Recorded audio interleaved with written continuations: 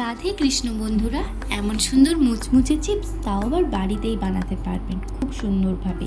তার জন্য লাগবে বড় সাইজের আলুর খোসা ছাড়িয়ে একটি পাত্রে রাখতে হবে জল দিয়ে, এবং অন্য আরেকটি পাত্রে আমাদের জল নিতে হবে।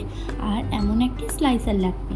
এই স্লাইসারের মাধ্যমে আলুগুলোকে খুব সুন্দরভাবে স্লাইস করে নিতে হবে। আর দেখবেন স্লাইসগুলো যেন ডাইরেক্ট জলের মধ্যেই পড়ে, ঠিক এইভাবে।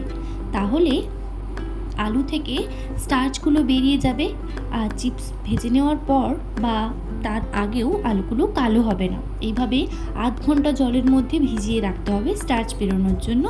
তারপর এখানে কড়াইতে সম পরিমাণ জল নিয়ে আলুগুলোকে সেদ্ধ করতে হবে 7 থেকে 8 মিনিট অল্প পরিমাণে নুন দিয়ে। সেদ্ধ হয়ে যাওয়ার পরে আলুগুলোকে ছেঁকে নিয়ে এভাবে রোদে শুকোতে দিতে হবে।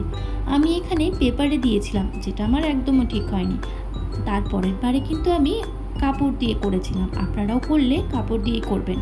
এই কটকটে রোদের মধ্যে একদিনের মধ্যেই চিপস রেডি হয়ে যাবে। আর পাশে আমার মা জিরে রোদে দিয়েছে।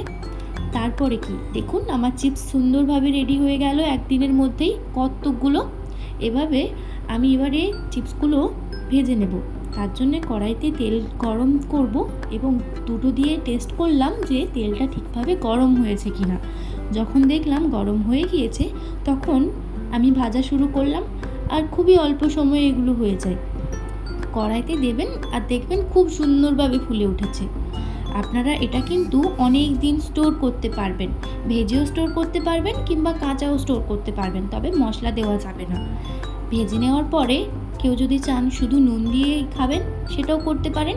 আমি অনেক ধরনের ট্রাই করেছি। এখানে আমি শুকনো লঙ্কা গুঁড়ো, তারপর এখানে ভাজা জিরে আর ধনিয়া গুঁড়ো এবং কিছুটা কালো নুন বা ব্ল্যাক সল্ট দিয়েছি।